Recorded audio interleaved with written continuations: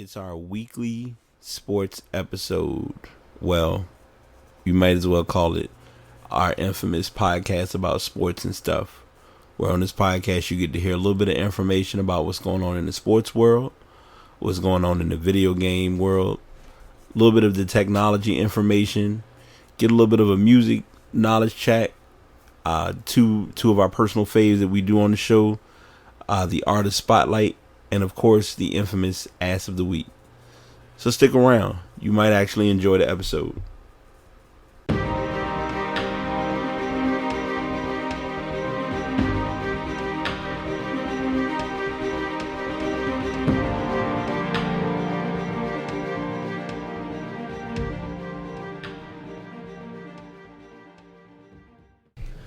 Alright, y'all, what's going on? The Past back with another episode. We are on episode number 125. I'm your host, BT. Got my co-host with me. Full team's here today? Full team is in effect. Last week, ran solo. Still went an hour and a half. Don't know how, but as always, podcasts are uploaded each week or daily from August using the Spreaker.com app. Uploaded also, you're listening to the voices through the Blue Yeti microphone. Still trying to get that promotion. Y'all know I ain't playing. So I thought about it when I was sending Dimitri the topics this week. I was like, okay, do I want to get into like a whole whirlwind of topics? And I'll tell you all in advance, there were a lot of topics that did not make the cut based on timing and just how scheduling hit. I'll talk about them in advance. I'll talk about one of them in advance. This weekend is PAX, Penny Arcade Exchange. I might have addressed, I feel like I addressed PAX East a couple of months ago. So this one is PAX West, which is in Seattle, and it's very similar, pretty similar format. There are a lot of fighting game tournaments going on. We have a lot of gaming related information. We'll talk about the hurricane, things, people who were affected by that and ways people are giving back. So we'll talk about that as well. Oddly enough, for the first time, I mean, it's coming up later, but we're not going to start with basketball. So I'm proud of myself for that. That's progress. But the first story is related to, because it did kind of hit the whirlwinds about Vontae's Burfict. He was initially suspended. He initially had a 5-game suspension based on a hit with the Chiefs during a preseason matchup. They went ahead. He did file an appeal. And luckily that got reduced to 3 games. So that would be a good thing, right? Yeah, because he was at 5 games. So it got reduced to 3 games after his appeal. Right. He was just trying to state that he didn't hit him in the head. Yeah. He didn't lead with his helmet. However, I did believe that he did deserve at least a suspension of some sort, just because it's just he's a repeat offender. Right. So it's at this point, it's not about what your intent is. It's just that you've done it so many times that you just need to you need to get a slap on the wrist, and this this affects your pocket. So I mean, and they play against 3 teams that were actually in the playoffs last year. Yeah. The first 3 games, so that'll affect them in the long haul. It definitely will. So they have rookie linebackers to come in and take over a little bit. However, they're not going to be able to replace Vontae's Burfict. Right, and then it doesn't benefit because on the other side of the ball, with cornerback Adam Jones, he's going to be out of game for violating the NFL personal conduct policy. So their defense is definitely going to need every bit of support from their other 9, with those 2 being out, or whether the other 9 and the 2 who will be replacing them during this time period. So the Bengals, I don't know. Bengals are always in that questionable status with football because their division helps them, but it hurts them because of the fact that you got the Steelers, you got the Ravens, and the Browns. If you wanna... So that's what I said. I kind of brushed the Browns off. And that story we did not address, and I don't have this as a tab, but I don't know if you do or did not know, Brock Osweiler got cut. And also, Joe Hayden got released as well too with the Browns. Yeah, so the Browns had a bit of a unique. Well, so right now, as any of you all know, like I said, so this is new. Like I said, NFL segue. So I'm adjusting because I have to remember because now notifications coming. I'm like, wait, no bass? Okay, football. So we're at that stage where teams are cutting down to their 53-man roster to get their official lineup. And one of the big names that they talked about was Osweiler being cut. The reason I bring up his name is because it was ironic because now of all teams that want to look to bring him back in, Denver's like literally the article came up and I'm going to read it just like it showed up when it came up. Broncos expected to zero in air quotes on signing Brock Osweiler. So at least they won't have to pay him what they would have had to pay him a couple years ago. Which he should have gotten. Because you said he should have gotten or shouldn't have gotten. He should. From what he was getting paid, because his chaos was, I think, after the Super Bowl against Carolina. Yeah. He went to Houston, was a no-show. Pretty not much, mistaken. Yeah. And then it was like, okay, he's gonna go to the Browns and he's gonna be the savior, and it was like, not so Still much. Yeah. No So show. I mean, him going back, he, like you say, he should be back to his player role and like kind of, I ain't gonna say hold a clipboard, but like learn the game a little bit because he's been inconsistent throughout his whole career. Even when he was with Denver the first time, he was just a little bit inconsistent. That's why they switched off between him and Peyton Manning. Peyton Manning's last year, right, ended up giving the nod to Peyton Manning in the playoffs just because he was too inconsistent to just give him the ball. Right. So hopefully now he'll be able to learn more, like you said, and learn consistency, which is very important. More inconsistent than Jay Cutler. Oh. Love every time we do the Jay Cutler story. I just love it's the reaction I have to get. It's like I know the trigger conversations. Like Jay Cutler is like your no go, but I don't blame you. He has wide receivers and a running back this year, so we'll see how they do. Maybe he can change some minds. Yeah, because he's the second string, I believe. I don't think Cutler's not starting. I think he's going to end up starting by the time the season rolls around. Then why would you pick him up for $10 million on the year? Yeah, it's okay. We'll keep an eye on it and see how it goes. I feel like that's their mindset as well too. Yeah. Sticking to NFL, we do have a huge blow or a huge injury to, and this is some. I'm gonna address this story and then I'm gonna make a point of why I brought this up. The Patriots will be without one of their star wideouts, Julian Edelman. He'll be out for the remainder of the season, with the ACL tear. Not sure if you remember this back in 2013. There was, I don't want to say an ACL trend, but it was like a trend of players getting injured due to ACL injuries, and there were a lot of players who were out for the season. Yes. This year, he's one of the first ones that I think of now, but there were a couple of other players who have kind of, like, I have to go back and look, but there were a few other players who've had ACL injuries this year. I think earlier back, like in training camp, in the beginning of training camp, there were two. I think back in 2013, if I'm not mistaken, there was a year like when training camp started a little bit later, and that started to happen. Okay. Yeah, it's a blow for them. However, they picked up Brandon Cooks. Hopefully, he can step into that role. He was a top 10 receiver last year with Drew Brees. Yeah. And Tom Brady likes his targets, and Brandon Cooks is a good receiver. Yeah, I think for him, like, the thing that's always interesting, we talk about this with Brady, I mean, shout outs to 40, is the fact that he's not about trying to make himself look good. He's about making players around him look great and give them that opportunity to shine. And most times they logically learn if you're in that Patriots system, and it's always tough to get this comparison. The Patriots and the Spurs in the NBA are kind of like that. Oh, it's a boring team. They don't really get any big names, but when it comes to production, they get the job done. And this year they actually did get some big names with Brandon Cooks. However, so maybe that's gonna be supportive even more. Just like when they picked up Randy Moss a few years ago. Yep. And he had his big season with them. Yeah. So I mean, like I said, he'll be out this year. He was their leading wideout last year. He had 98 catches, over 1,100 yards, nearly 1,100 yards. And he was one of Brady's most trusted weapons. So, like you said, having Cook come in will be a huge, and Gronk back too. And Gronk, yeah. So we'll go ahead and jump into this before we do the quarterback story because I got a lot to say about that. Fantasy. So a lot of people are doing fantasy leagues. I'll go ahead and ask you before we get into it because first I'll get backstory. First, I'm participating in I'm doing a fantasy league with another friend of mine. And we did drafts Thursday. Did it short notice, drafted, tried to do right, and found out I got a C. I think I had the lowest grade out of the draft. My flaw was that I did pick Cam Newton first, which is always a bad idea because you're supposed to pick running backs or pick based on who's the best player. Yes.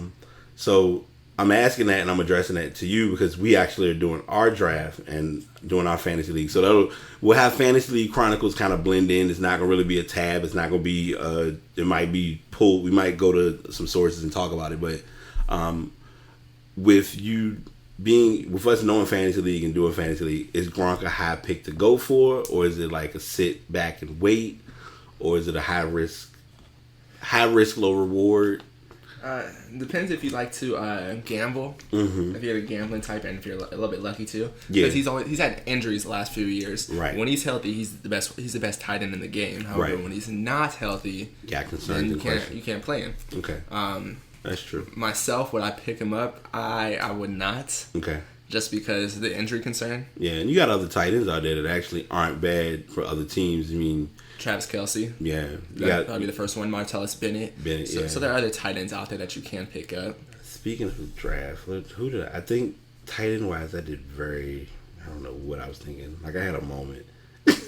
I had tight end. So tight end wise, I got Martellus Bennett from Green Bay. That's a good pickup.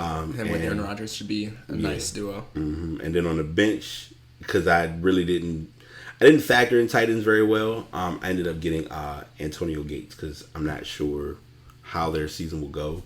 I know it was a low pick. The only thing that I'm thinking in and factoring in now is I have two defenses, and I really need to get rid of one of them because it's no point in having two defenses this early on. Because what'll happen is a lot of players are going to kind of dump their defense when it's their bye week. So it's just kind of the way it's going to go. So we now have a new, not to use the term loosely, we have a new sheriff in town when it comes to the NFL record as far as getting paid.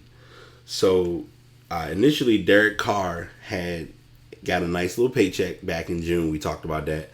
But it looks like Matthew Stafford with the Lions since, Calvin, let's see, Megatron's gone. They really haven't had any big other wideouts to really pay. Marvin Johnson.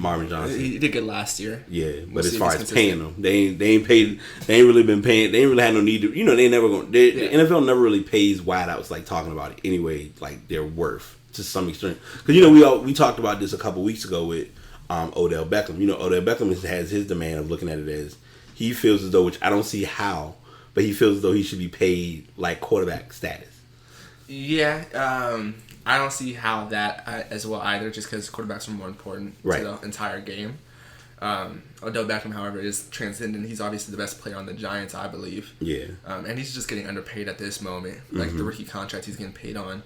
That's the key factor is we forget the fact that a lot of players are still on the rookie contract. I know Stafford is well out of. I think this would have been his second contract. Yes. Since signing, because I know an extension for him. Yeah, because I know, oddly enough, because the stats that exist that I always forget about, especially when it comes to players in contracts with teams. But he signed a 5-year. So the exact specs of it is 5-year, $135 million contract with the Lions with a $50 million signing bonus, $9,200 guaranteed. So you put that at an average annual salary of $2,700. And as most of you all may or may not know, $2,700, that was way different. $27 million. So as everyone knows, and I've always had to be reminded of this because my assumption always was, okay, a player got paid, and it's like, all right, you got this much money, and you make it this much each year. When it's like, no, you make this much one year, and it increases year by year. Do you feel he's deserving of it? See, with the NFL, it's different, just because. Maybe he's not deserving of it. However, if you're a quarterback, if you're a franchise quarterback, if you're a franchise quarterback, you passed well. He's had good seasons the last few. I put him in my top 16. Okay, and you did, yeah. It's just when you're up to get paid, they generally pay you the most. Like when you're a franchise quarterback, just like when Matt Ryan or when Aaron Rodgers go up to actually get paid, they're gonna get paid the most. Right. It's just going to continue to go up and up. True. Okay. I look at it now stat wise. So looking at, they did give the credit a nod of he did come off a good season. I'm trying to remember playoffs. They did not make the playoffs. They did make the playoffs. They made the playoffs. Lost the first game. He hasn't won a playoff game in his career. Okay. So it's always tough because a lot of players. When you look at sports, a lot of players get paid, but don't really, they may or may not have like a good playoff production or postseason production. But statistically, 30,000 yards, over 2,500 completions, nearly 4,500 attempt. nearly have a 50% ratio, like a little bit over 50% ratio with pass, attempts to completions. 187 touchdowns in his career is not bad. The toughest part, like they said, he hasn't won a playoff game since '91. His career, and then see, these are the stats where I'm like, okay, I don't knock the money, but then it's also who else are you gonna pay? 51. He was 51-61 in his career as a starter. He was 0-3 in the postseason. And I think that's the main point that you just said a moment ago. Like, who else are you going to pay? Right. So, like, if there's somebody else, if there are quarterbacks that were, like, in abundance, if there are a lot of quarterbacks out there that were good or great, then, yeah, of course, then no, Matthew Stafford wouldn't be worth it, I would believe, to be the highest paid quarterback. But quarterbacks don't come around like that. Just ask the Cleveland Browns or a Cleveland Brown fan. Yeah. Oh, gosh. Dude, let's go into that. I'm glad you said that. Because so, of course, we're Kentucky fans with basketball. But I truly remember when the Browns signed Tim Couch. And Tim Couch was supposed to be the man. Yeah. And Tim Couch got there, and it was like, goodbye.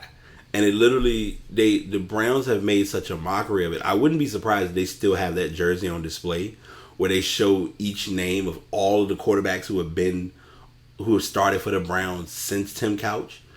And in that time period, because they literally, I want to say it was at least 15. It's probably at 15 players, if not more. No, yeah, it's definitely more than that. Because I know you had Manziel, RG3. Oh, it's a big old list. They had a segment the other day when Joe Thomas, the lineman there, who's been a Pro Bowler, double-digit number of years.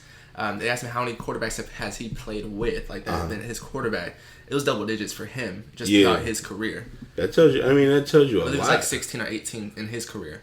So that's definitely saying a lot. I just don't get it, man. Like they shouldn't. It shouldn't be that bad. Like, okay, so we got Tim Couch, Kelly Holcomb, Jeff Garcia, Luke McCown.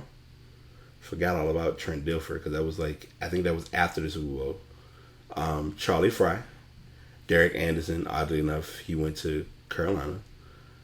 Brady Quinn, Ken Dorsey, Bruce Gradkowski. I'm trying to put in my head Brady Quinn Brady Quinn was a unique overhype. I know it's like, wait, we're supposed to be talking about Detroit, but this is just quarterback carousels that was more known. Bruce Gradkowski, I did mention. Colt McCoy, Jake Delhomme. I think that was when Delhomme was like on the slight decline. Yeah. Seneca Wallace, Brandon Whedon, Brian Hoyer, Cash Money Johnny Manziel, Connor Shaw, Josh McCown, and Austin Davis, and Cody Kessler, and most importantly RG3. And as of this year, there's still questions of who the starter may be. They just let go. Like I said, we talked about it earlier. They let go of Osweiler. They're looking at who they're trying to kind of put in the mix. And now keep in mind, this is since 1999. And I'm sorry, I don't know if I mentioned him or not. Ty Detmer, Doug Peterson, and Spurgeon Wynn. So that's also like just a testament that good quarterbacks aren't that easy to come around, easy to find. So in that case, I just feel sometimes they don't negotiate with the quarterbacks, though. I feel like they just throw the money at them sometimes. Though. Yeah, now every other position they fight them on giving them the money. Right now, the reason I am kind of harping and heavy on this quarterback conversation is because there are other quarterbacks, mainly one that I know offhand, who's ready to get paid. Aaron Rodgers. So Rodgers is looking at this and thinking, well, now's my time because you look at it as Luck got his decent, got a decent payout. Carr got his. Cam got his, if I'm not mistaken. Was it? It was. I don't think it was this year. It wasn't this year. It was a couple years ago. But it wasn't. It wasn't in that higher placing of money. But he did get his amount. So you got other players that are kind of getting their shine. Ryan has a couple more years before he's up for. I think his is up in next year or the year after. So he'll probably get a good payout. Do you feel when it comes time to talk about Rodgers that he'll be the next voice of the next term of highest paid quarterback? When he comes up, I believe he comes up in the next year or two as well too. So I think he will. he'll end up being the highest paid quarterback. So I think that's just how it is with quarterbacks. Just going to continue to go up a little bit at a time, just increasingly. And then, it's also the market. You look at Detroit. Detroit doesn't have the greatest market, but Detroit has the market because it's still Detroit. And even I know it's kind of an odd comparison because you look at, and I like I said, I always refer it and turn it back to the basketball world. You look at, and I'll use both Detroit and Green Bay as this example. You look at the Detroit Pistons and the Detroit Lions. The market of both teams are night and day. Mm-hmm. Then you look at the NFL, you look at Green Bay, and it's like you have the Packers who are Packers are known for their legacy and their history, and then here it is, you got the Bucks, and it's like, yeah, we really ain't, it's a much different. You don't really have any stars. I know this, we're dodging. When I said dodge, but we're not really doing the basketball run. But unless Giannis does something spectacular, he might come up and get in his worthwhile earnings. Yeah. So segueing briefly away from, well, I'm not gonna say sports, but kind of throwing a little curveball in the midst. There was a boxing match. Number one, I'm not gonna call this a fight. I would never. I've listened, and Joe Budden, I'm sorry, I know I'm giving you a shout out, but listening to your podcast and talking about this story gave me entertainment because it's such a valid statement. Last Saturday we were supposed to be witnessing a match. Yeah. I won't call it. I refuse to call it a fight. I can't call boxing a fight only because it's done in a different format now. So to kind of give everyone an awareness who if you may have been under a rock or you don't know what's been going on, Floyd Mayweather is 50-0. He did beat Conor McGregor in the 10th round. Some people felt like the fight could have ended earlier. There was discussion of the factor this is brought up on Joe's podcast, and I'm looking at it from my perspective a little bit too. TKOs and knockouts are handled differently now because you don't want a player to actually literally get knocked out because then it could cause more, mental, brain damage, things of that sort. So in this case, it was like they knew he wasn't able or up to fight. He probably could have continued the fight, but for his safety and for the cordialness of the sport, so that way they walk away with the money. I think they do allow him to knock him out. Mm-hmm. I think if he was. It's just that he was stumbling around and he hadn't thrown a punch in within like a minute and a half or something like that. Right. And he was just stumbling backwards. It looked like he was gonna fall a few times. He just had heart and was just not trying to fall. Right. I shouldn't be so bad. Like McGregor for his first time in a boxing match, he did pretty good. Granted, I'm glad that he didn't grab and do a grappling hook or try to go for some wrestling because I was waiting for him to turn on the UFC switch. Mm-hmm. So in that regard, I give him credibility. It was what I expected for a boxing match to be. Like I said, I emphasize I can't call it a fight because I really don't think there was any fighting involved. If you look at Mayweather's career, because a lot of people look at it like, well, he's gone 50-0 and he's finessed through boxing, but it's like. Remember, boxing, I think what people don't understand, and this is where the boxing analyst for some people comes into play. People go into boxing with the expectation of looking at athletes or boxers such as Sugar Ray Leonard, Mike Tyson, Muhammad Ali, folks who actually, their goal when they got in the ring was to knock people out. Mayweather doesn't have that knockout mindset, but Mayweather knows how to fight or box through a round to not get hit. And he's more of a defensive-based fighter. And a lot of people, I think what's tough about it, and I know I'm putting the category of a lot of people, but some people may not even look at it as such. But you think, and you factor in, McGregor's 29, Mayweather's 40. So for him, it's like, hey, I'm money man for a reason, and I'm trying to keep myself in a good place with making the money on this fight. I don't know. I got what I expected when it came to this match. With the match, yeah, definitely. Mayweather was a couple years older. He hadn't fought in a couple of years, so you could definitely tell that like there was some rest there, and he was just slower. He wasn't as active as he was when he was younger. Right. He So McGregor did, you could say, better in a sense. However, Mayweather also did worse than you expected. Because I expected Mayweather to lock him out. To handle him just with ease. Mm-hmm. The first couple of rounds didn't look like that. Just Mayweather wasn't swinging in the first couple of rounds either. He only threw 12 punches in the first 2 rounds. Right. There was a coworker that said that there was a left upper hook that McGregor caught Mayweather with. Right. And a coworker said that no, like Mayweather let him do that. I'm like, no, he didn't let him do that. It's just Mayweather's just a little bit slower. So yes, it's all about. So I use this Sade analogy. And you were playing sports, playing any sport, football, basketball, whatever. If the flow of the game is at full speed, and you have a moment where you're a little slower than normal, your reaction time is going to impact. And when it comes to boxing, that's what is the make or break for a lot of boxing matches. You go back to when Mayweather fought Pacquiao. When Mayweather boxed Pacquiao, because that match should not have gone 12 rounds, in my personal opinion.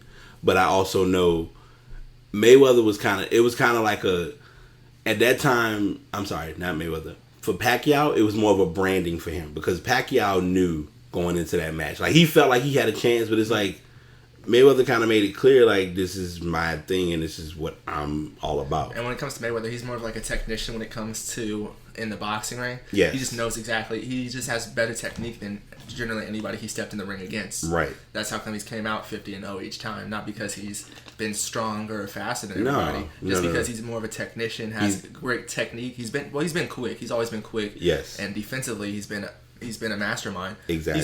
He also has more strength than people give him credit for. Most boxers, after they fight him, they say like he hit harder than I thought he would. Yeah, because they look at it as he just don't, because they expect him not to swing, when in reality, I mean, he has to, just like everyone else who competes against him is practicing, he's practicing as well, because the toughest part, and McGregor mentioned that as well, the only thing harder than getting hit is to take. You got to be able to take a hit along with getting to throw a punch or whatever. So, he throws. He's not like him having an issue with throwing punches is not going to be a problem. It's mainly, it's the statistics side of it. Like, let's say we were sitting here, we're podcasting, and we're talking about the podcast.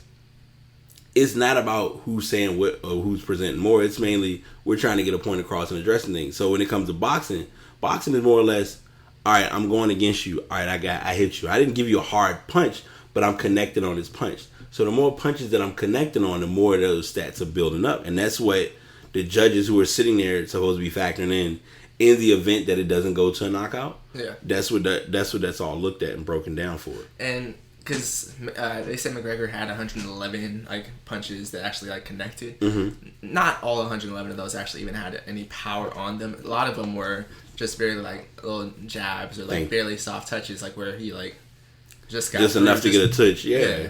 Exactly. That's true. So we like I said, it's his last fight. Do you believe that it's his last fight for Mayweather? Yeah. He personally didn't need to do this fight. I'm gonna be the reason this fight was beneficial for him, because financially it was the godsend.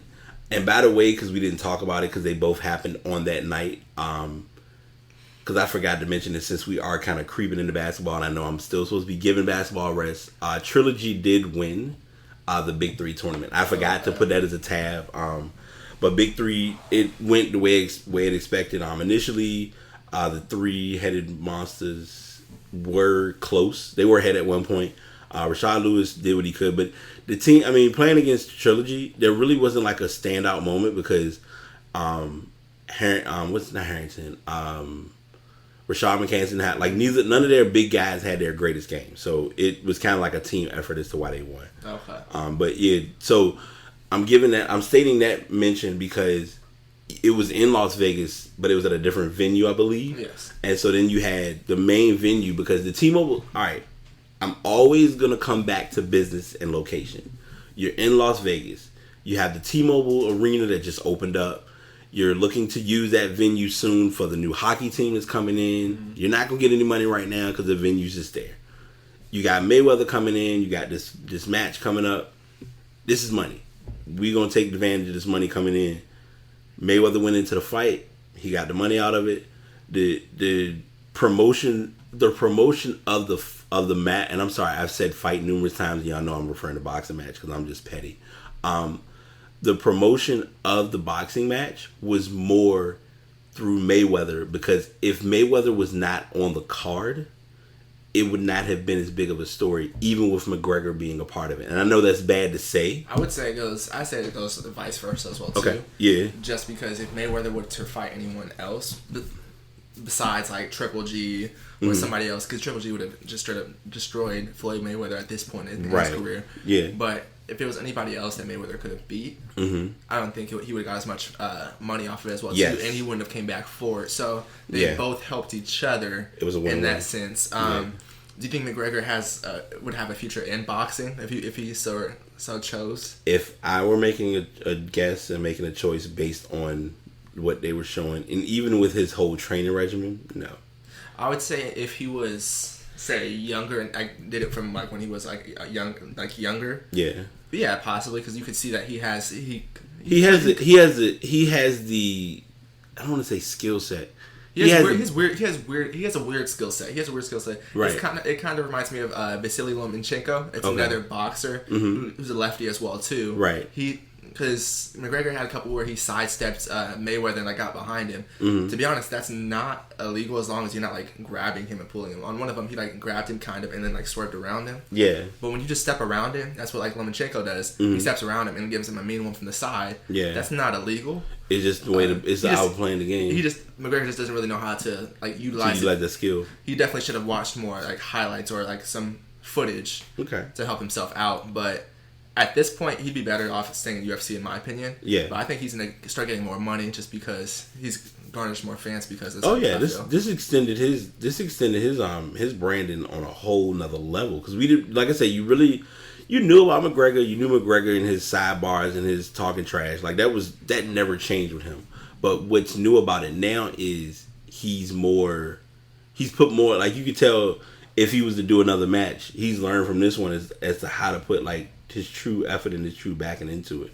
And it kind of shows too that like if you like in boxing or UFC, if you want to make more money off of it, the way to promote yourself is kind of to be like a villain, be hated, so everyone wants to see you lose. Yeah, because that's how Mayweather's been. Like that's how he's made his money. A lot of people want to just watch him lose, kind of.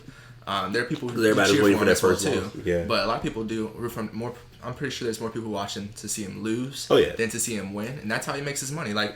And you talk trash, get people to want to watch you even more, watch you lose even more. Yeah. And then you come out and you actually put on a show, or not put on a show, but just win. Then win, yeah. I mean, and the match, from what I gathered with the match, and as always, which I always define them as being savage. Social media there was so much love-hate about Mayweather fighting that it was like, I mean, what do you? And I had to really step back and remember, like, a lot of these people are boxing fans, a lot of people are Mayweather fans, and then you got a lot of people who are just not fond of Mayweather because of his cockiness and his demeanor, like you mentioned earlier. So, I mean, like I said, the better person won. It went is according to plan. Do I feel like it was staged? No. Yeah. I feel like he went into it with his best effort, and he even made that clear during the weigh-in when they were talking before the match, saying, I'm treating this match just like any other match. I'm not going into it not practicing or not fighting or not trying to give any attempts to it, because then that's affecting my legacy and affecting my brand. So that's how he looked at it. Speaking of legacies, let me make sure I get this right, because you will cuss me out if I don't. I'm ready to give the wrong amount of championships, and I would have had to get kicked off my own show. All right, you got to tell me now. Lakers have won how many championships total? 15. 15, okay. I was ready. See, I'm glad I caught myself, because I was ready to be too short. So the Lakers were, I believe this was addressed last week, if I'm not mistaken. It might have been a week before. But the Lakers were initially involved in, or they were allegedly accused of tampering by the Pacers. And so let me go ahead and correct myself, actually. Okay. I was one off. It was 16. 16, okay. All right, that's fine. Hey, that's why I said don't cut it short, because I want to make sure I'm on the same page. So yeah, 16-time Lakers the 16-time LA Lakers were part of a tampering ruling with the NFL. Not with the NFL, with the NBA involving the Pacers regarding Paul George.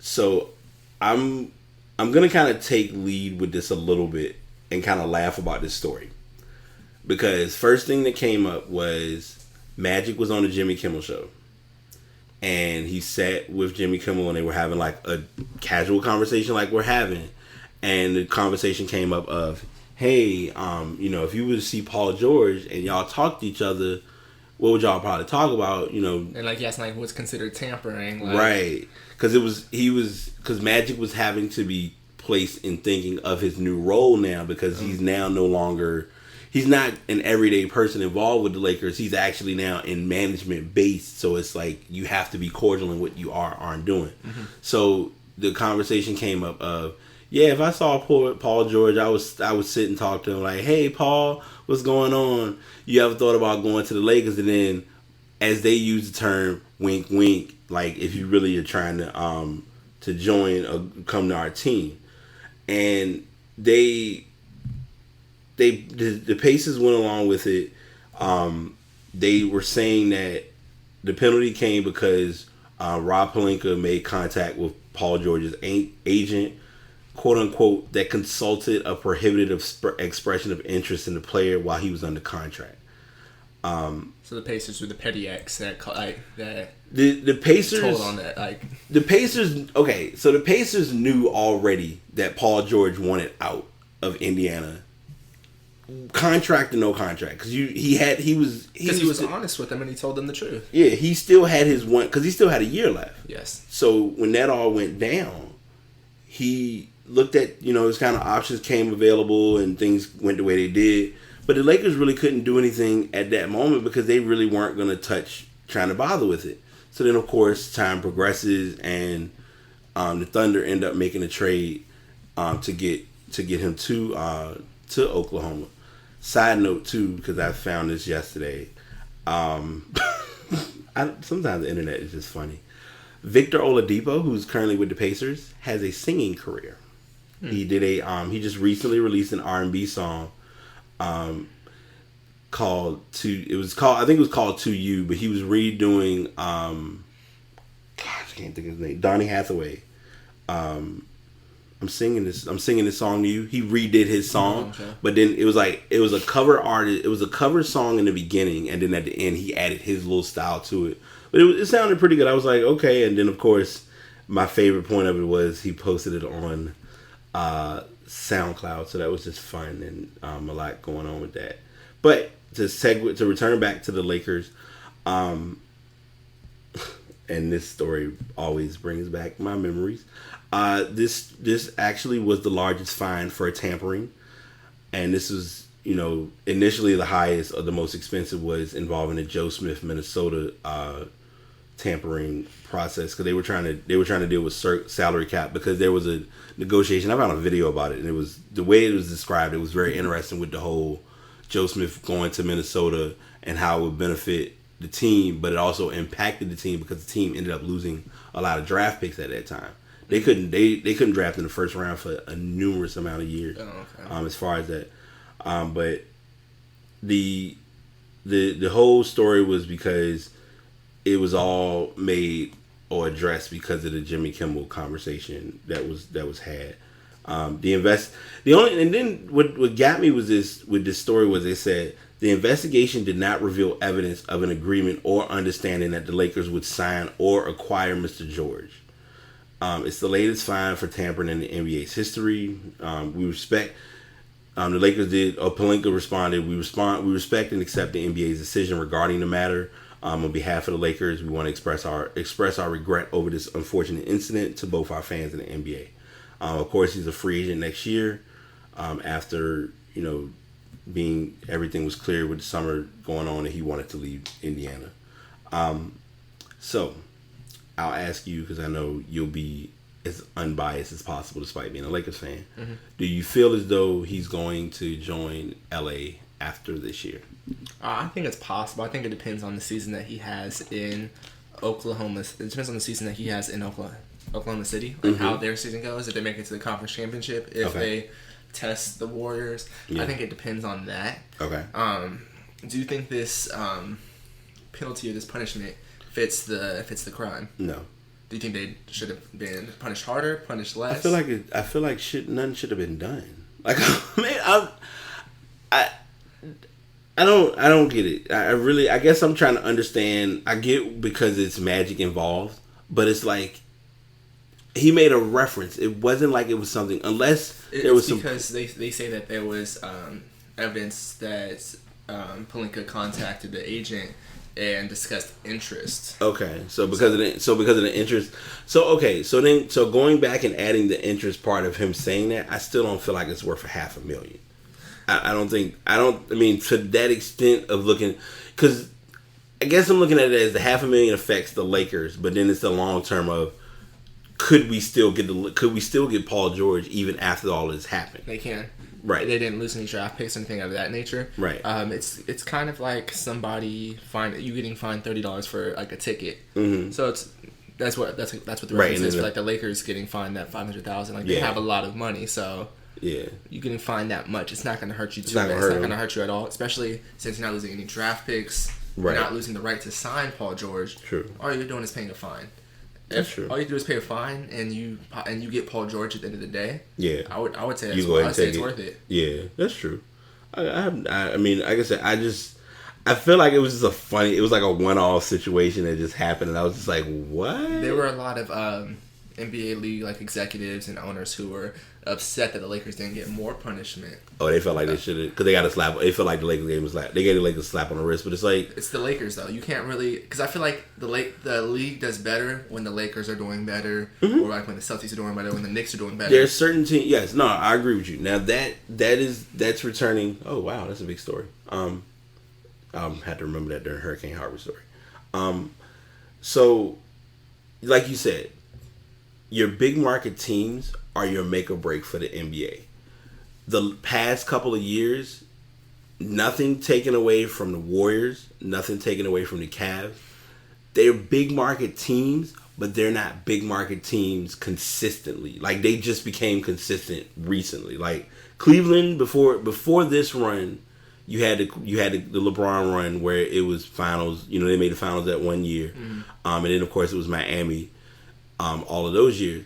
But the NBA, what helps and benefits the league is always going to be parity. Like, if the Knicks suddenly had a good season, don't know when it's happening, but the Knicks were to have a good season, it would be huge for the NBA as well as New York, because the Garden, I mean, you look at the Garden now, the Garden is not really known for Knicks basketball. You have more outside events going on, especially the fans still show up for Knicks. Oh yeah, they will show up, even though they're bad. Exactly, so. they go support, stay loyal. I mean, but then we could also turn that around and look at it like a team such as the Kings. Kings have bad seasons, but I don't know how it's going to be post DeMarcus Cousins era. But they'll still have sellouts. So, yeah. Well, I mean, we'll keep our, like I said, we'll see how that all pans out as far as I think like I said, the Tampa thing is hit or miss, but. If he does go to the team, then, shout out to him or props to him on that. So this is kind of a mixture of stories. I have different stories for this, but I'll kind of like blindly address them as they are stated.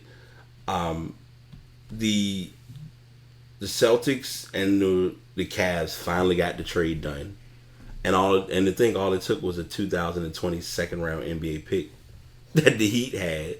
That they're going to be using to benefit in getting this completed.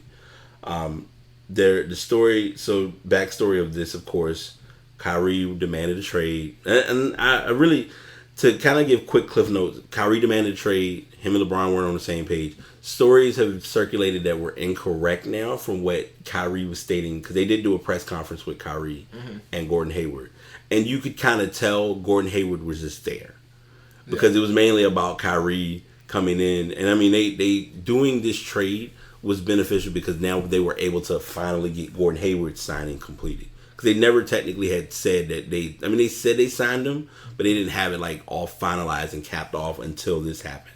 Yes. So yeah, they had agreed to this trade like a week prior. Right. But then Isaiah Thomas has his physical with Cleveland. Mm-hmm. Cleveland goes and tries to say, "Oh, we didn't know that he was hurt, even though we played you guys in the conference finals and he was hurt during the conference finals." Did he get hurt against them, or it was before they played them? Well, he actually got hurt a couple months prior. Okay. And he just was playing on it. Like, he re-aggravated a couple months prior, and he was just playing on it until he just couldn't play on it anymore. And so then he's been out. He didn't get surgery on it because they said just rest it and we'll see how it goes from there. Right. He had his physical. They tried to say that they didn't know he was as bad as he was. As bad as damaged goods. Yeah, and then they tried to ask for more. They tried to ask. First of all, they were funny by trying to ask for like Jaylen Brown, right, and Jason Tatum. Tatum. That was unrealistic. I don't see how that was gonna work. Yeah, so instead they said, okay, we'll take a 2020 second-round pick from the Miami Heat to go ahead and finish this off. Right. They still got the first-round pick from the Nets. Yeah. Crowder, as well as Zizic and Isaiah Thomas for Irving. And from what I'm gathering, I think Isaiah's going to be out probably a couple of. I don't think he will be. From what they're stating, I don't think he'll be ready for regular season. He may miss a few games. I'm not sure. It sounds like he's gonna miss like a month or so. Yeah. So, and I mean, they don't. I don't think they want to rush because with teams, a lot of teams, and it's all about. Some of it's medical based, where teams try to make sure that if they have a player, that they get like good health out of them. Because I mean, you look at it like this: LeBron plays game in, game out. We talk about LeBron, we call him a big crybaby, but there are games that he takes a lot of hits and a lot of blows, from game to game, but their medical staff, they've made sure that he's been able to play, and he's missed. The only time he's had to miss games was, of course, for resting purposes to benefit having him ready for playoffs, because that's usually how their team kind of runs things. And they have Derrick Rose still, so he can hold the fort while Isaiah Thomas is getting better. And with LeBron James on the team, you can pencil him in for at least a 4 spot in the East, probably still top 3, top 2. Yeah. Now you saying top for Cleveland? Yeah, in the East. Cleveland. All right, let's do this. Okay, yeah, I don't mind. This is a fun story for me because I feel like the East is always weird to me about because I don't because somebody brought this up and I always hate when people do this. If you take a team and put them in the West, or you take a team from the West and put them, you can't do that because then that means their schedule format would change. True. So if you took let's hypothetically you took Golden State, traded them with Washington to put Cleveland and Golden State in the same division, you already got those teams beating up each other during the regular season, and then they possibly can meet in the playoffs. So, all right. So for you right now, who would be your 4 teams NBA on the East Conference? Top 4 seeds? Yeah. I would say Boston's going to be up there. Okay. I'd say Cleveland's going to be up there. Okay.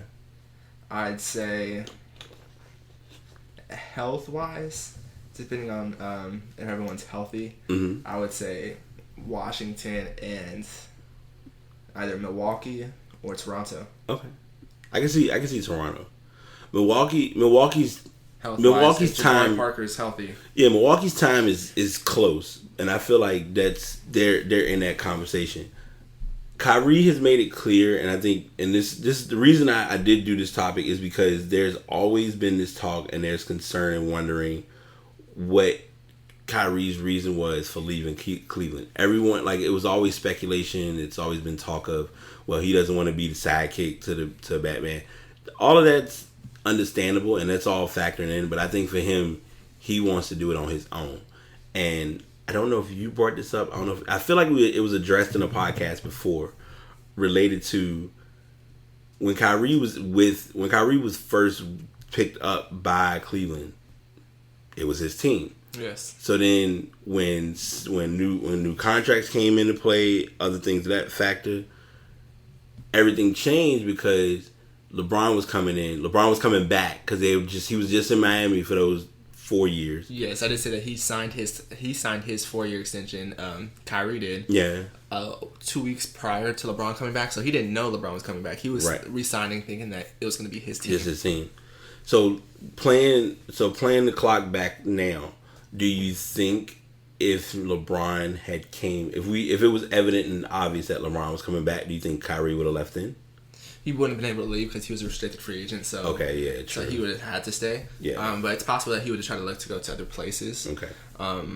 However, I think LeBron helped out his career as well too. He helped him win a championship. Vice versa as well too. Yeah. Kyrie Irving's always going to be remembered for that shot that he put over the 2-time MVP in Game 7 to win the NBA Finals after being down 3-1, averaging 25 points per game in that Finals. Yeah. So he's going to be remembered for those Finals.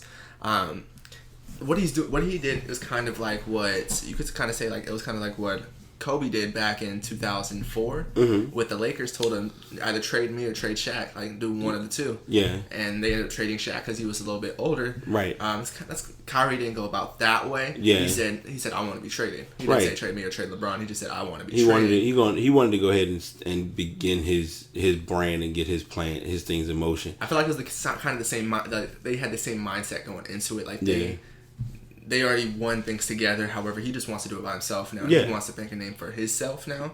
Because he's already got it in. I mean, if you look at him now, his shoe brand is starting to kind of build its own form. And I mean, you think you got two big names both under Nike under the same roof. I ain't gonna say it causes friction, but it's like I'm working with you as a teammate, but then I'm also working with you as a business partner, and I'm also still trying to make myself become my own because.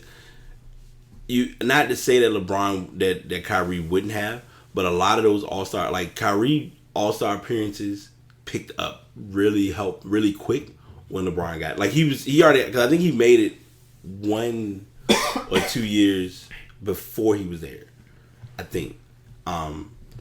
Yeah, I think LeBron helped him as well. However, Kyrie's probably thinking that he's not going to get the credit that he deserves being on the same team as him. Right. However, I would like to disagree with that, just because Scottie Pippen goes down as a top 50 player of all time in NBA history. True. For the things that he did with Michael Jordan. Michael, yep.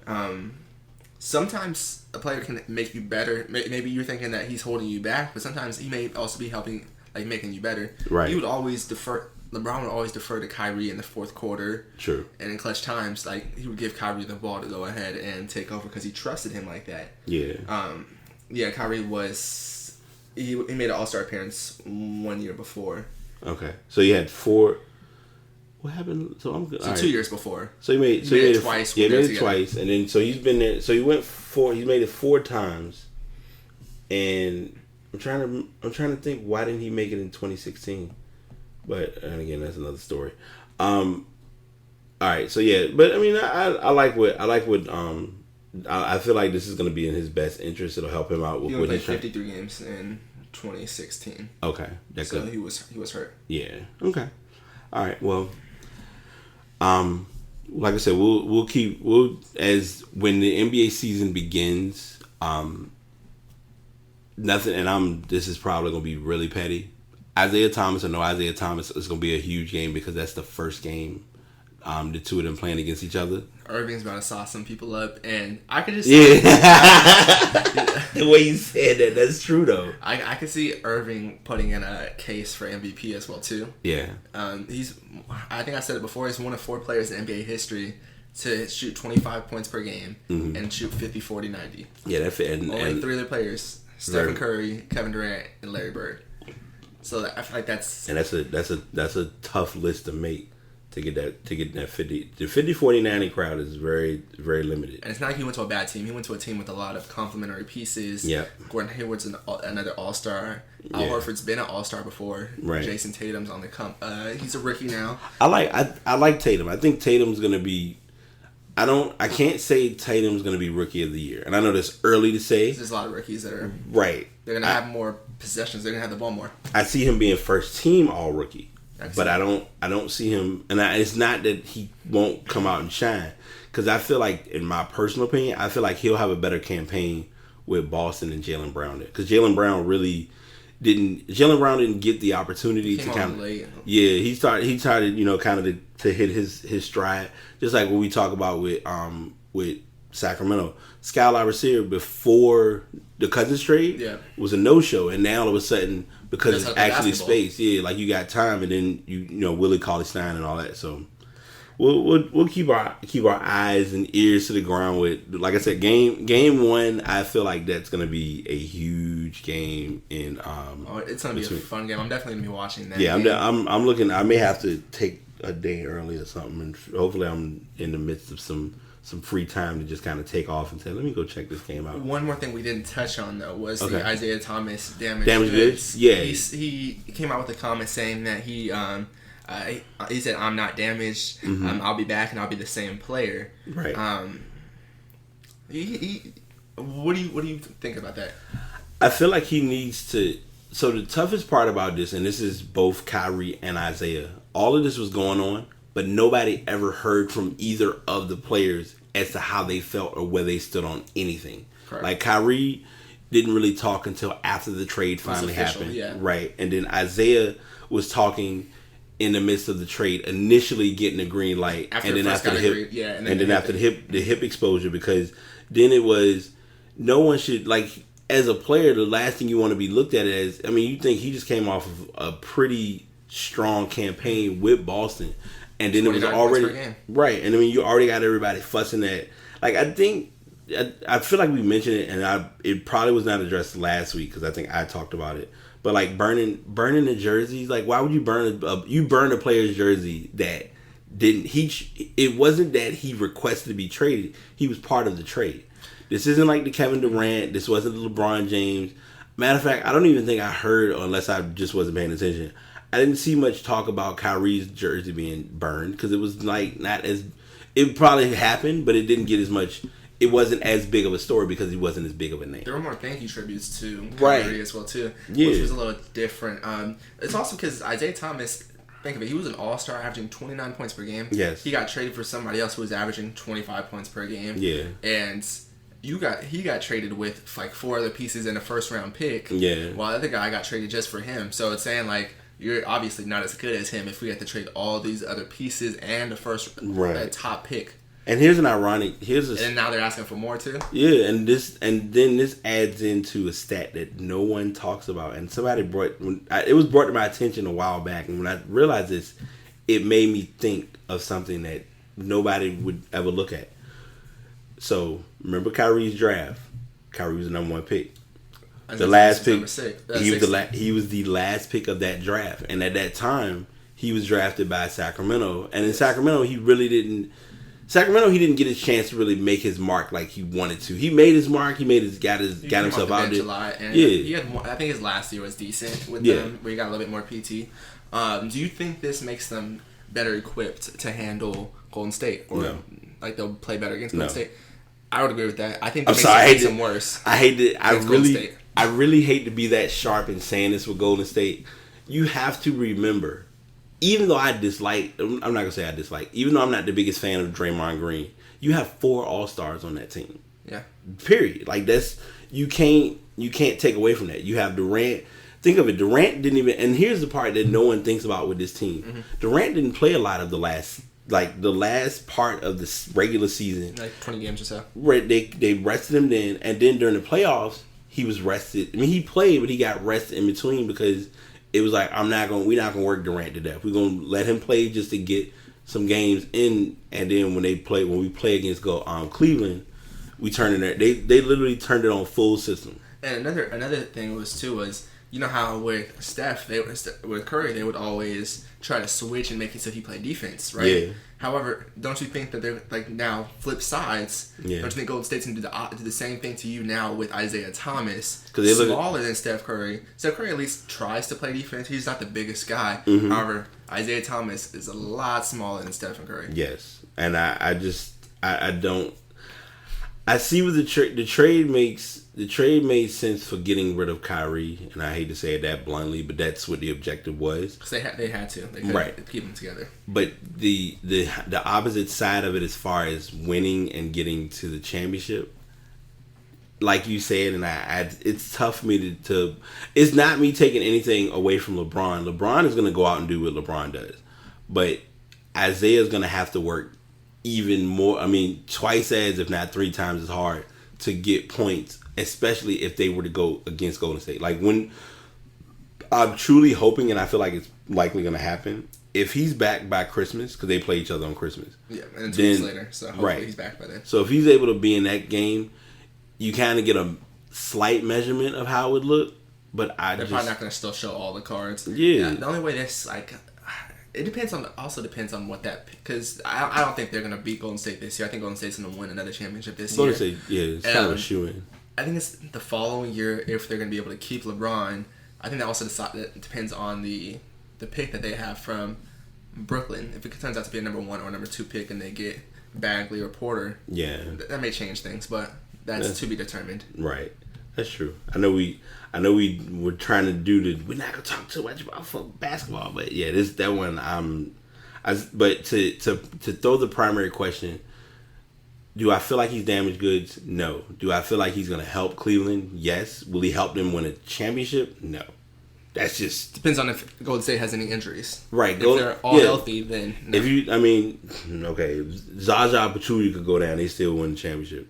I'm just going to put it just like that. Any of the main 4. Because you still love... And then you still got JaVale McGee, even though everybody looks at him like he's, the clumsiest player in the NBA. So... Mm-hmm. So we're gonna kind of switch gears. We're spinning away from the sports world a little bit. We'll have 2 random sports stories that we'll talk about. One we did address earlier, and the other one we'll have a little bit of fun with because I did share some information with my co-host about some shoes that we didn't realize. But on a serious note, and I would have initially placed this as a pass. I won't say pass of the week, but kind of a heartfelt or a tough point or a tough place. But Hurricane Harvey has done quite a bit of damage in the Houston area. The story that I did get with CNN that's probably been more. I know today's the 2nd, but as of the 31st, the death toll was at 40. There were a lot of people who were without power, trying to find ways to get around, get through, get out of the area. It was a huge impact to the Houston area. So I'm sending out. I personally send out condolences, positive thoughts to that area, to that town. I'm gonna do some research really quick. But definitely to pick up on that point, though, definitely condolences out to Houston in general and to Texas and all. They're also having trouble with gas. Gas is definitely at a shortage at this point, and it's also the prices have hiked up as well. Too, spiked up in Texas. It's gone to like $8-9 in some places. Yeah. The Attorney General's actually been contacted with a lot of complaints due to the gas prices being raised. Yeah. They're probably going to fine a lot of the gas stations just because they spiked up those prices. Mm-hmm. They're trying to get more donations down there to help out. It was 37,000 power customers without service Thursday night. That was, I believe, the 31st. Right. So that was down from 75,000 the day before. Yeah. This is from one of the local stations in Houston. So if anyone is in need of being wrecked, and I'm doing this because I have a lot of people who I know my brother actually is in he's in Texas, but not, if I'm not mistaken, I don't think he's in Houston. I definitely need to check on him with that. But if there's anyone who's in the Houston area and you are looking or in need of being rescued, a contact number is 281-238-3430. Or if you know anyone who may need assistance for that, I have that number. There are companies doing charities. You can always reach out to the Red Cross and give. A lot of people, and I'm going to be transparent in what I'm about to say because I know this is not being any type of negative towards the hurricane or towards charities. A lot of charities have what they are collecting, and they're helping, and they're doing whatever they can to help people. And then some charities will collect, and you're not sure whether the money's actually going to go to them or not. Yeah. One person who's literally become the MVP of collecting is JJ Watt. Yes. He's doing a Hurricane Harvey relief. He has videos, like I said, that link will be in the show notes, where he's been able to get a lot of help from people.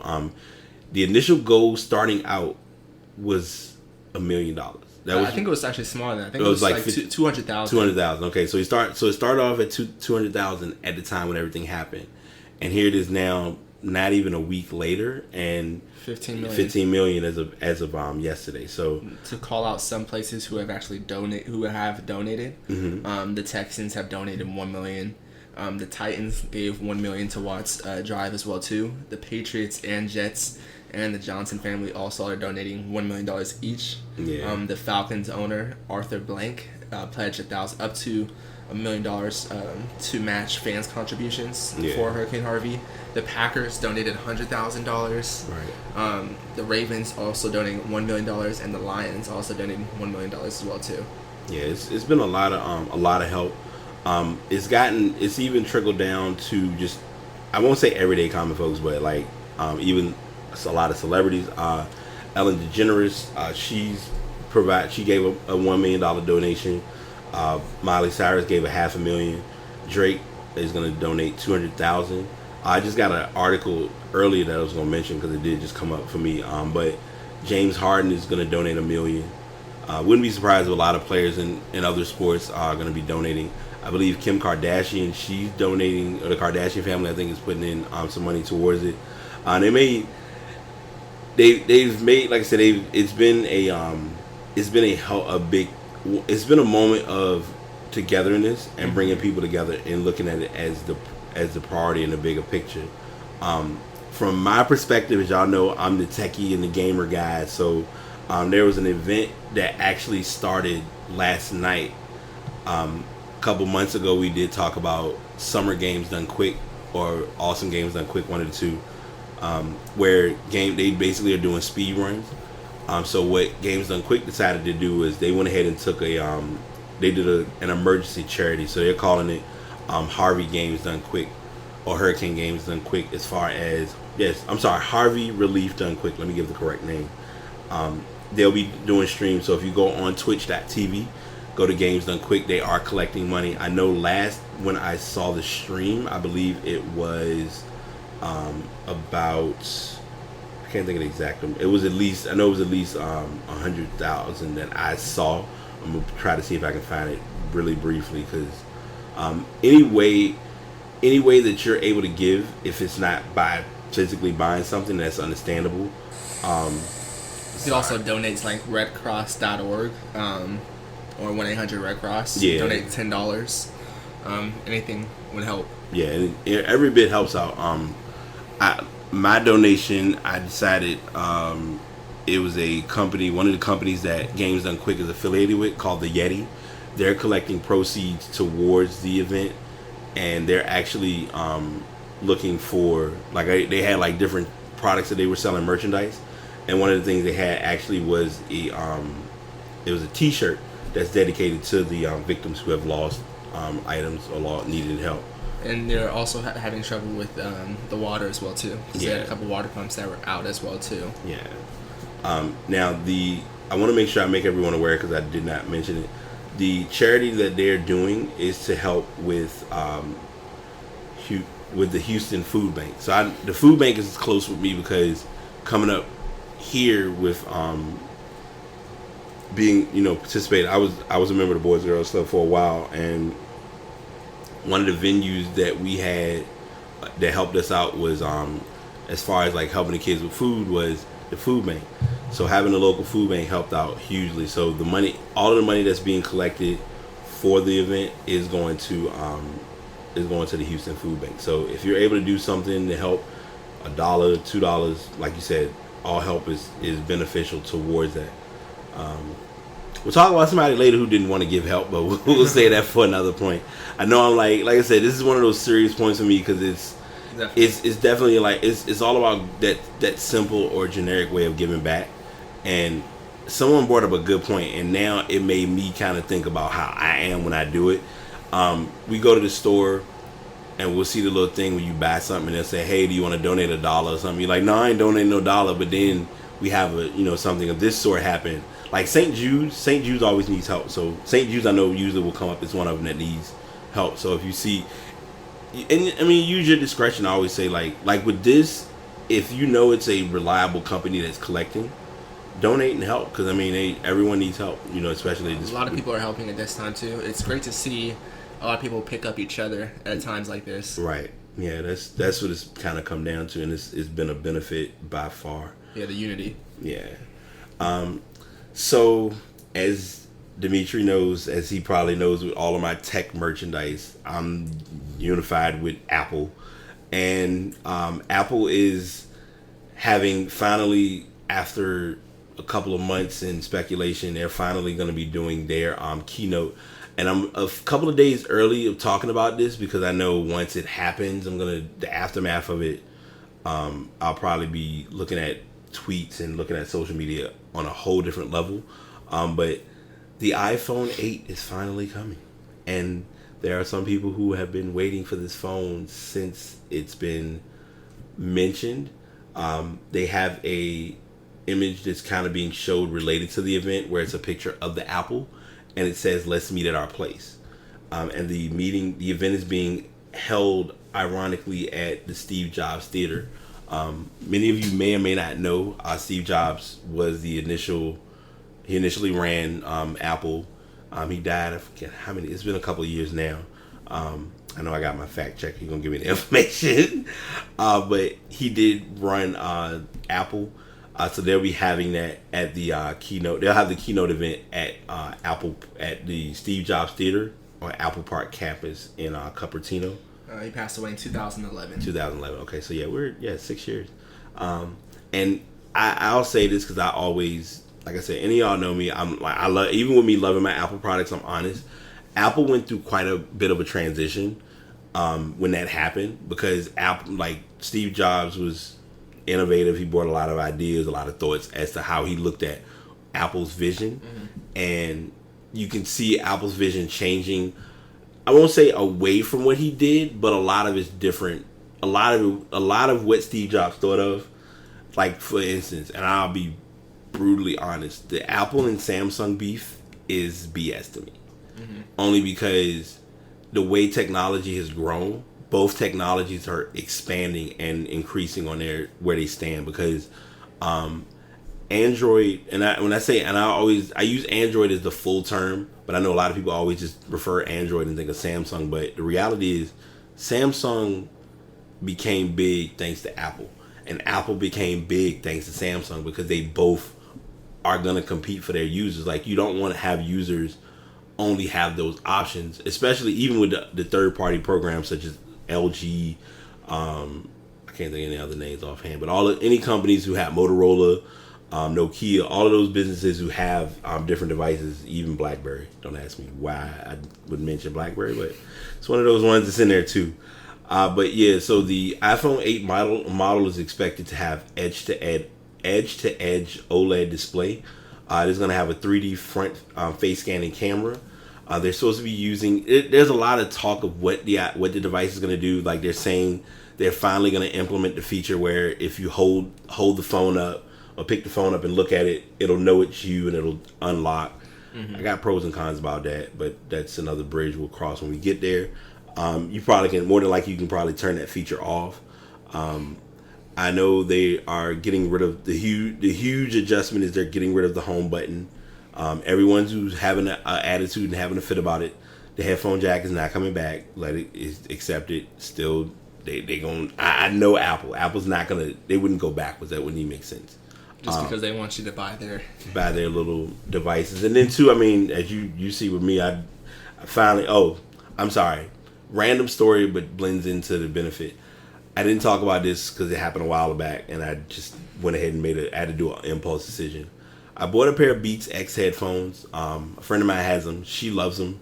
I have mine. I loved them for a while. I didn't like the battery life, so I used them. They benefited for what their purpose was, but now I'm back to my Beats, my Power Beats. I love my Power Beats. So I think it's the battery life, and then too the comfortability, and I listen to music a lot better with these. I guess I don't know. They like sound wise, they sounded the same, but it was mainly just the comfort factor. I broke one of the ear hooks and I kind of had a fit, but I got that fixed and taken care of. So September 12th, check apple.com. They'll have it. They'll kind of give you lead-ins to when the actual keynote is going to start. Most times it usually starts around 12 p.m., 1 p.m. Eastern Standard Time, and then they'll have the actual time frame for it once it actually gets up and going. This is strictly going to be an Apple-based. I mean, this is going to be an iPhone-based keynote. Strong possibilities they're going to introduce iOS 11 officially. A couple of people have already used the beta. A lot of people I've heard mixed thoughts about the beta. A lot of people like the beta. A lot of people don't. So I don't know. I didn't touch the beta this time because I just wasn't really pressed to have the beta. So speaking of rebranding, well, jumping into the rebranding realm, because I know every once in a while I'm always like harping on rebranding. A company finally upgraded their logo, which I didn't realize they never changed their logo since they first came out. I did not notice that either. YouTube, they're finally changing their logo. They're trying to change like their branding. They're like a new look. Yeah. I guess if you have a keen eye, you would have noticed that the two part for the play button. It's, I guess, each angle, each corner was differently shaved, you could say, or differently shaped. And the U's on the U and the tube, those two are also different as well too. Like if you overlapped them, they wouldn't directly overlap over each other. Yeah. Never thought of that. And they've actually figured out that the play button, like the play button that's there, has come like synonymous with YouTube. You know what I mean? Like once you see that play button, you think of YouTube. So before you continue, I'm gonna give you a fun fact that a lot of people don't think about with YouTube. I personally am not focused on that because it's not my drive, but a lot of people who try to get YouTube pages, they try to get subscribers, and you may or may not know about this.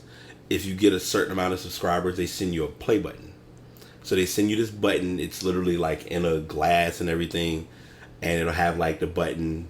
It'll be like gold. A lot of YouTube, a lot of big YouTubers will do like an unveiling of their button. So when they send it, it's ironic because it looks like what the new branding is for the play button.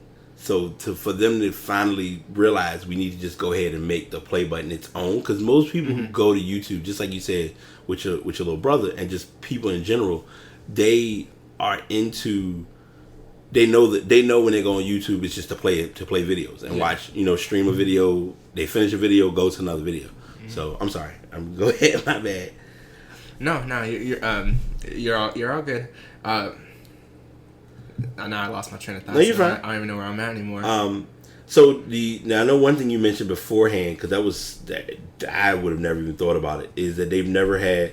So the challenge. So one of the biggest challenges facing YouTube's design was that they launched the redesign about 2 years ago. Was trying to tie together like people to like audiences and uses for YouTube.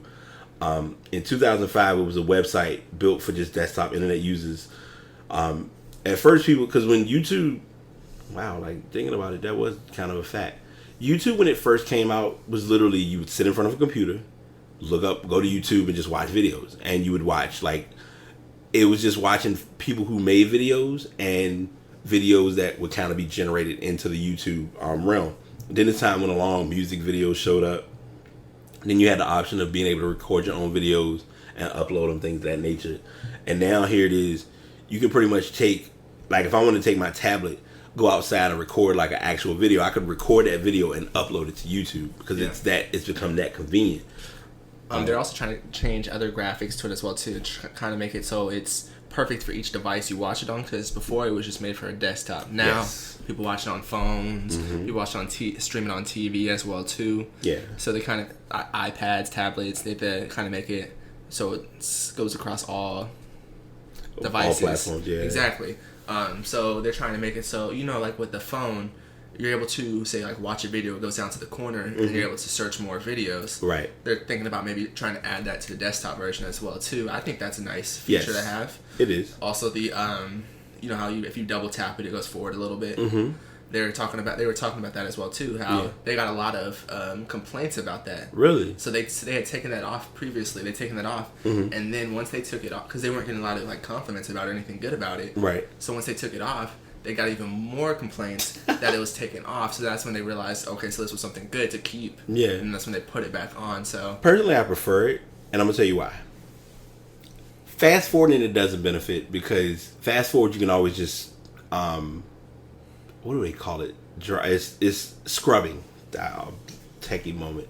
Scrubbing basically is if you're watching something and you're like, okay, I don't really want to watch all of this. You just take whatever the cursor is at and just go to that specific point. But if you're looking at something, you're like, wait, they said what? And you can actually double click and go back, and it'll take you back certain points. You're like, okay, this is that. I personally like that feature, so I was feeling it. Yeah. But I didn't, and just like you mentioned with the YouTube, like I'm sitting here. So if you go to the link that I do have in the show notes, the image, I like how they show the image of what YouTube looked like before and how it looks after. And breaking down the different dimensions of it, I would have never thought about like the U's being aligned and things of that sort. So it definitely was time for a facelift. I mean, 12 years, like I just would never have expected it. Because I mean, when YouTube first came out, YouTube was a thing back in the day, but now you can literally go on YouTube and search for any type of video you want to find. Like if you want to do. So YouTube has benefited me as far as video reviews, as far as product reviews. Now that they've taken on streaming, like Twitch and YouTube compete with each other, but they don't compete with each other. Meaning, like if a streamer decided, hey, I want to upload a video, or I want to go live on YouTube, they can go live on YouTube and go live on Twitch at the same time because you have that capability to do so. You didn't have that, but like at first, people just would go on YouTube and just watch what they were watching, and that was it. And to go back to what you mentioned about the design is always helpful because most people, when they look at devices, they want it to fit to their device. Like if I'm on a website, I don't want to say, well, the website looked great on this device, but I can't really see it like I want to on my computer. So you want those things to come into play. So yeah, YouTube's rebranding. I love it. I'm ready. I'm excited about it. I've seen it. I mean, the logo itself isn't going to change for anybody because they look at it as, hey, as long as I'm on my device, if I can click on it, it works. I'm fine. Keep it moving. So that helped out. That helps them out a lot. So we now have our artist spotlight, and I was telling my co-host that I kind of have a bit of a theme that I'm going with for these next couple of artists. Last week was Aretha. This week is Patti LaBelle. I won't tell my next two yet because next week I've told him who next week is. I'll save that for that week, and then the week after I have a true timeless classic, and then it's kind of a coincidence based on personal family. But Patti LaBelle is one of the biggest names in music. She was born back in May of 44. She did quite a bit of music coming up. Starting out, she was in a quartet. It was known as Patti LaBelle and the Bluebells. They were part of Atlantic, and there was a major hit that they had, "Somewhere Over the Rainbow." Their song Birdsong was then replaced by Florence Ballard in the Supremes. She ended up going to the Supremes, or she came from the Supremes rather. They toured, did their bit of music, and then they signed with Vicky Wickham in 70. So then in 73, there was, LaBelle started to kind of get that glam and that flow. She was kind of getting more theatrical, more upbeat with her style. She became the first African American ever to appear at New York Metropolitan Opera House. She did one of her big songs that was remade a couple of years ago, Lady Marmalade, or Lady Marmalade, however you want to pronounce it. Let's see. I always do these as like the random 2% so this week, because I knew this was the artist spotlight, I was like, let me go back and listen to some albums that were like greatest hits that she did.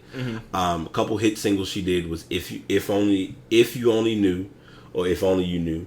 On My Own with Michael McDonald.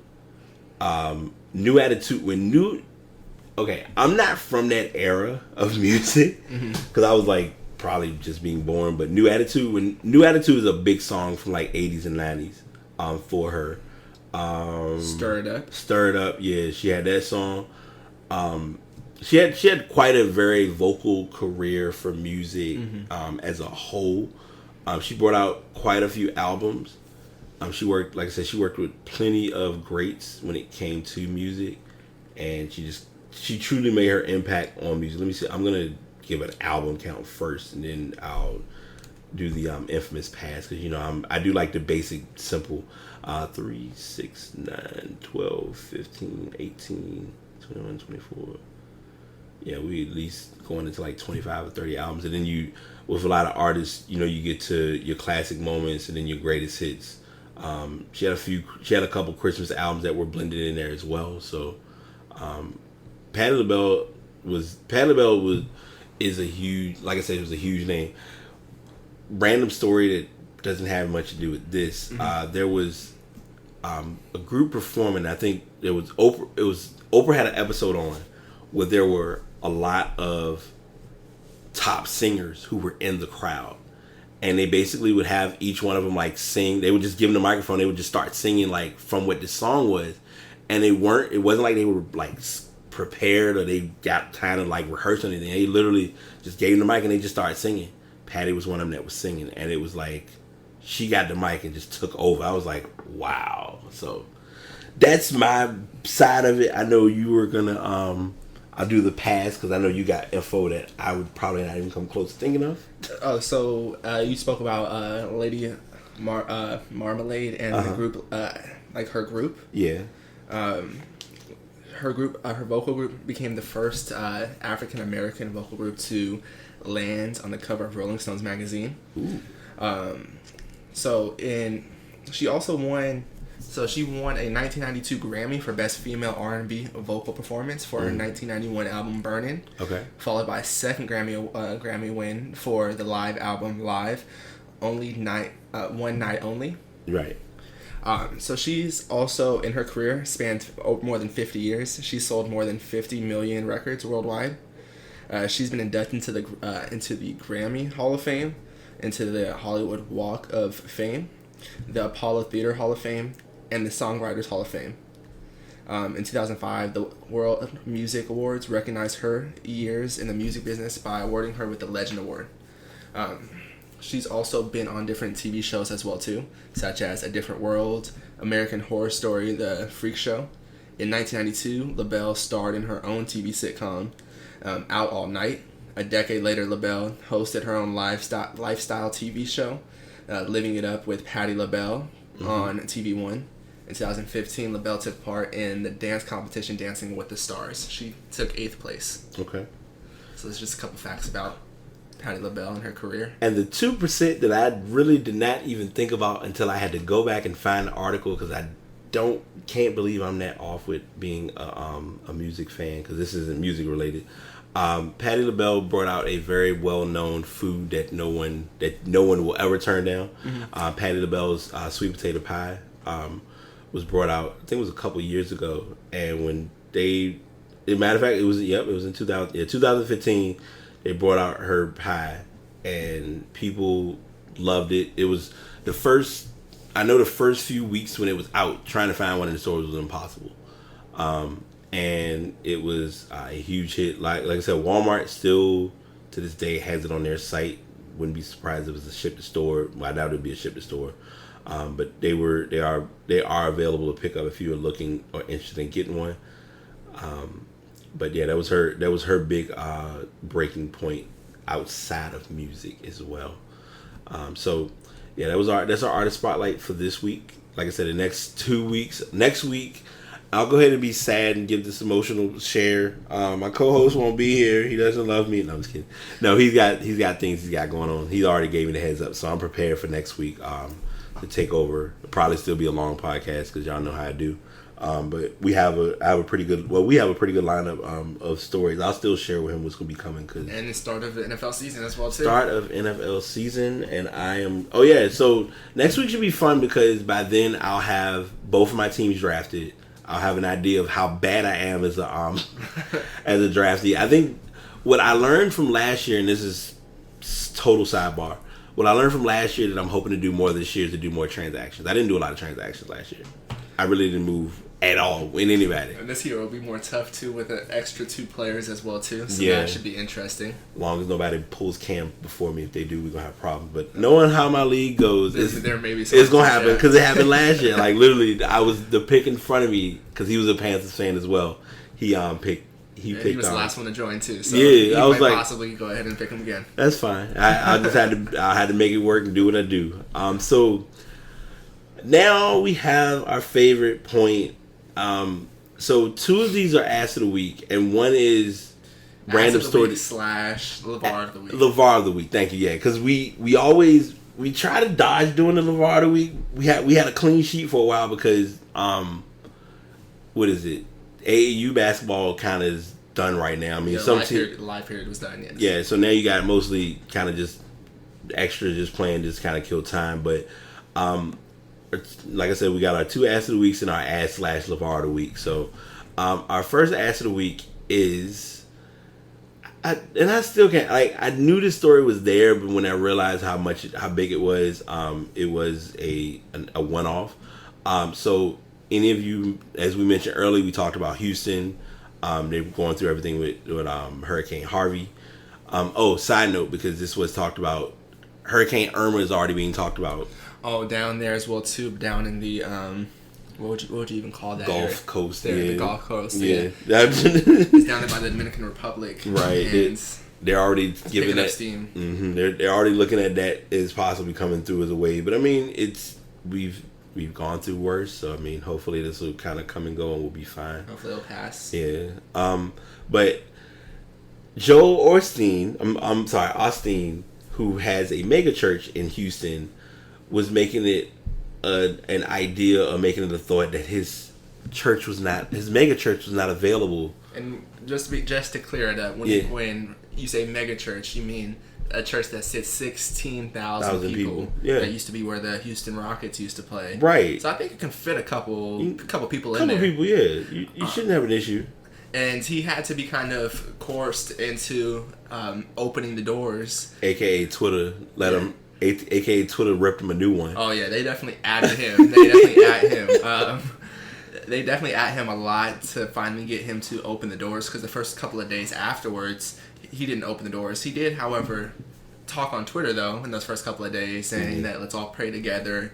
However, at that time, actions speak more loudly than words at that time. People needed help, and doors opened for them, especially since shelters were starting to pile up, and there were too many people in shelters that was coming to be the occupancy. Yeah. And then he tried to come out afterwards and say that, well, it wasn't safe for people. It was flooded still. He tried to show a picture that it was flooded. Yeah, I forgot what term he used. It was like inaccessible. It was inaccessible due to severe flooding.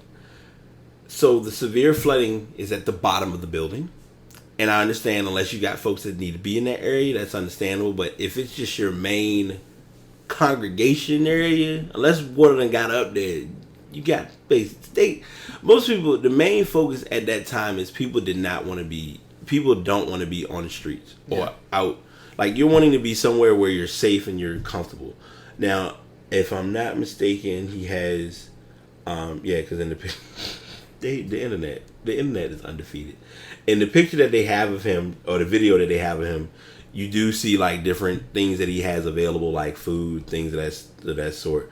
And he did, like you say, they are housing hundreds of people that were displaced by the flooding. They've been receiving supplies, so that's been helpful too. Like, all the supplies he's received, that'll be helpful for anyone who's there. Exactly. Because I mean, you're trying to figure out what your next move is, whether you're gonna stay, whether you're gonna, wait for all this to pass and then just kind of start over. Because I mean, that's a tough place to be in. But the message of saying that the church has always been open, I don't believe it. If it was always open, they wouldn't have had to tell him to open the doors. Yeah. It's kind of one of those things where you have to open the doors for the community, especially when you're a church as well too. And you're a mega church, like, and I'm sorry. Let me not, because other churches were opening their doors in the area. Yeah, and I'm pretty sure none of them were big churches. Not 16,000 seat capacity. When you say mega church, I feel like it's reasonable considering the pastor himself lives in a $10 million home. Yeah, and has net worth of about $40 million. So, what if his house? I wonder how his home is probably not in Houston. I'm not sure. It says that his $10 million home, it's in Texas. Like, I'm trying to figure out where. All right. No, you good. I know that was like a from the hip question, or from the hip statement. Oh, it's in Houston's River Oaks neighborhood. Okay, so could have had that going on and had that set up. But yeah, so they he did open up his church, but it took Twitter and it took prayer to open up his home, to open up his humble abode for that. So that, I mean, I'm glad he was able to do that. I mean, I like I said, it was as of the week, but it was also like he still was able to do the right thing for the benefit of, I ain't gonna say PR, but for the benefit of not screwing himself over. Yeah. So our next ass of the week comes all the way from Oregon. Of all places, Zach Bartell decided to file a complaint because he, along with other viewers who paid their $99 to stream the fight, were having issues with watching the event. On the Showtime app. Right. So now, this is where you always have to remember technology is a gift and a curse. Mm-hmm. And here's why. Because, number one, oh, all right, this is even better. I didn't even read this part. So he's seeking $200 in statutory damages or recovery of actual damages because the complaint is filed as a national class action lawsuit for other customers in Oregon who paid for the event but had trouble viewing the fight. And Showtime said that they will refund anybody who had trouble seeing the fight if they can show proof. Right. So my first question is, what? I guess the proof that you would have to have is you would have actually had to record. Now, if you got it on TV and you're recording it, then that's proof. But what if it's on your phone? Yeah, that's what I'm saying. I take a screenshot of the error message that you gave me. It's gonna kind of make me mad, like the fact that you gonna make me try to show you proof. Yeah. When there's a lot of people doing it. Well, you know, from our dispute dance, it's 6 in one hand, half dozen in another. But yeah, definitely. That's definitely a tough situation. I feel. I mean, I get where he's coming from, but the only challenge was there were millions of people watching this fight. So, unless, I mean, buffering is always going to be a battle, especially when it comes to data. Like because most people, the average person who's going to watch it. This is another side to it. Do you blame Showtime or do you blame your carrier service that might not handle? Because some maybe it was the Showtime app itself. They said it was buffering, as well as they said it was supposed to come in HD quality. Yeah. However, it was not in HD quality. So in which case, that's what they're trying to attack right there, as far as advertisement as well too. And you had some people who watch it on Facebook Live. There were some people watching on Facebook Live. Facebook Live had it up. A lot of people. Some people did it up on YouTube. I wouldn't be surprised if YouTube had it, but I don't. So it's always a challenge with that. Like certain events, like say it's a soccer match that I may want to watch. If I don't have the ability to watch it, somebody's gonna have it available in a streaming format on YouTube. You always have alternatives, but I get what he's saying too. If I paid for something, I'm expecting something to come back. So if I don't get it, then I'm going to be kind of upset about it. But I mean, will he win the case? Probably not. It depends on how many people also join onto it. I think that's why they made it an act, is just to see how many other people sign up on it. I think that'll make the case stronger as well too. Now, that's especially if they all have proof as well too. Yeah, now that's going to solely be Oregon based, or because I mean you can't get that now. Then too, you could do it national if you did it like as a petition or something like that online. Yeah, okay, they could. Yeah. So our final LeVar ass of the week is not Lonzo. I'm sorry, not LiAngelo Ball, because I'm sorry, not LaMelo Ball, because he has the shoe, but his father. I'm gonna let you lead this one, and then we're gonna have some fun with this because we've shared information earlier before the show. So LaMelo Ball, he's 16 years old. He's about to be a junior in high school. Yep. Younger brother to Lonzo Ball. We've spoken about him on our podcast before. Mm-hmm. Came out with some new shoes. The MB1. Yeah.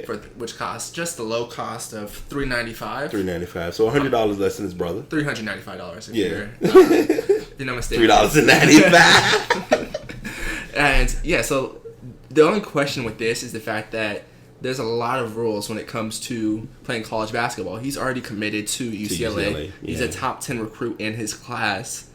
So this may affect his eligibility. Right. However, there was an NCAA spokeswoman who stated, generally speaking, a college athlete or prospect paid for use of their athletics, reputation, or ability risks their future eligibility in that sport. Yeah. This includes profiting from the sales of an item bearing the young person's name. NCAA rules, however, do allow prospects to promote commercial products prior to enrollment, provided it is not for pay. Right. So as long as he's not getting any profit on this, he can play college ball. Right.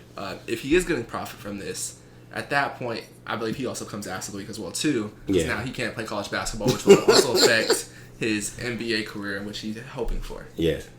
But the Athlete Week today though is LeVar Ball. Yeah. For him saying maybe in 2 years they'll change the rule and he'll be able to go straight to NBA out of high school, which I don't think he's good enough to do. I don't think he's straight to NBA ready. And who's saying that they're even going to change that rule to that? Right. You're putting blind faith on it, which means he would have to sit out a year. Maybe play international ball or something, but I mean, I doubt that would even. I can see him even doing that. Yeah, because I mean, they've kind of ingrained themselves into the LA routine. So a lot of things to talk about. First and foremost, I will admit I like his shoe better than his brother's shoe. That being said, I don't like the shoe. I like the shoe, but I feel like whoever did the editing for the video, and listen, let me go ahead and say this because I know people probably say, well, why are you coming for the Melo? He ain't do nothing. I'm not coming for the Melo Ball. Yeah. I'm not coming for LeVar Ball. I'm not coming for Big Baller Brand because I can't. Personally, I'm not gonna lie. I'm not a big baller. Shoes, a lot of the merchandise I've seen, I like it, but I wouldn't buy it. It's just not my preference. But whoever did the video, whoever did editing, they go back to school. They need to go. They need to work on some things. Yeah, go back to school because you could not present to me a shoe, and I didn't even realize it until I saw it. Like I saw it a couple of times, and then the guy is a guy who did, like I said, he does reaction videos, and he did a reaction video showing. That these shoes look alright, and then when he showed that part, he was like, wait a minute, let's go back. Let's pause. Okay, who did this? Because that would be the left shoe. The left shoe that was shown looked like it had been worn and torn. And there's a close up on real close up of the back of the shoe. That's like no. I'm sorry, I can't tie myself into being into this. There's like a fingerprint on it. The back's kind of a little bit, you could tell, separated kind of. Yeah, and the B's are a little bit worn, you could tell. But I mean, the shoe itself looks like a nice shoe. I did show Dimitri what the shoe was prototyped from because a lot of times we don't realize that. So there are those factors. Now those are minor because that's, again, the shoe isn't officially out. It doesn't come out until November, if I'm not mistaken. I'm sorry. Melo MB1 costs $395. Will be available. Will ship in December. So his is coming in December. His brother's is coming in November. Mm-hmm. I ain't gonna lie, his brother's shoes still look ugly, but I'm just gonna be honest. So that's what I have to say for him. Now, in regards to LeVar, I understand what LeVar's saying. I get that you're looking at it and saying that your son's a good high prospect, could possibly go to the NBA. But if anything, be logical in what you're doing, which would be, and if he says anything to be about stay in my lane, you're right. I'm gonna stay in my lane because I don't have any kids that's in that's prospects for the NBA. But him stating that not worrying about eligibility, the logical and the simplest thing to do is to make an account that's basically not a scholarship. I mean, you could say it really wouldn't be a scholarship since he's getting a free ride to UCLA. But just utilize what you have and put that towards just put it towards a savings account that's his. Like a rainy day account. It still has to be under LeVar's name. Right, as long as he's not seeing it, and then once he becomes pro, that'll be money that he has that's set aside along with what he would get, if he was an NBA, once he went to the NBA. And don't laugh because this story literally touched reached my timeline. But Brock Osweiler was officially signed to the Denver Broncos. Oh, he was officially signed. They just confirmed the signing for him today. So that'll help him. That'll help them out, I guess. All right. Well, there's a lot. Like I said, there's a lot of stuff. I figured I already knew this was gonna be a long podcast anyway, but a lot of content. Stafford, hopefully he has, because anytime a player, so we'll do an overview because this is the first time I've ever done this, because I usually just talk about everything and then just leave y'all and just dangle it.